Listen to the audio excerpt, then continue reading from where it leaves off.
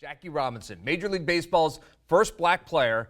And Wes, it's really hard for us to imagine what what all he went through. It was a different day and time. He went through a lot. Abuse from fans and players on other teams and even his own team. But Robinson and Ricky had a deal. Keep your cool for a few years so that way the skeptics have no excuses. Finally, after 2 years in the league, he'd had enough of it from one of his tormentors. A guy named Ben Chapman. Pee Wee Reese told the story to GSL. We were throwing the ball around the infield, and I threw the ball to Jackie, and he acted as if it hurt his hand a little bit. And Ben Chapman was coaching third base for the Cincinnati Reds at this time. And he said, Pee Wee, don't throw the ball too hard to Jackie. You're liable to hurt his little hand, or something like that.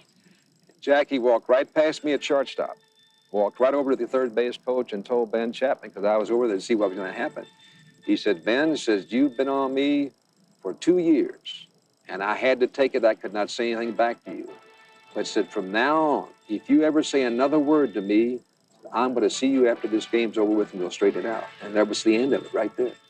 Yeah, and Robinson survived it all. And he put together a phenomenal career. Think about it, 10 years in the league, lifetime average, .313, right? Yeah. Rookie of the year in 47. He led the league in hitting in 1949. He led the league in stolen bases 2 times, and he stole home 19 times. And, of course, inducted into baseball's Hall of Fame back in 1962.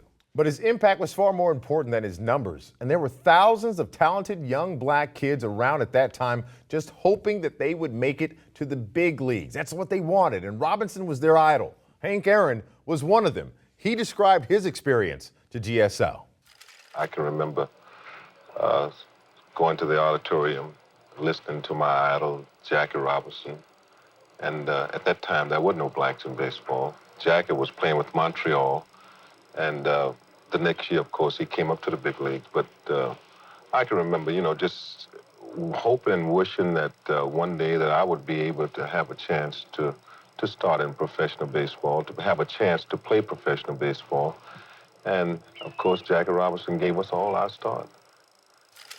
So without Jackie Robinson, perhaps there is no Hank Aaron. And Branch Rickey's bold move paved the way for other major league owners to follow suit. But actually, Murph, the NFL preceded baseball in breaking the color barrier. Do you know who did it?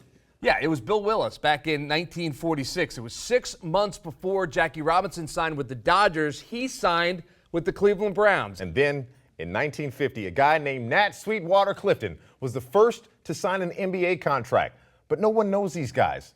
They know Robinson because he played the central role in the biggest sport in America at the time. The legendary sports broadcaster Howard Cosell was great friends with Robinson, and with typical eloquence, said this about him. Everything about Jackie Roosevelt Robinson was right. And when people ask me, who is the greatest all-around athlete this nation has yet produced, I say Jackie Roosevelt Robinson. Also, the greatest all-around man.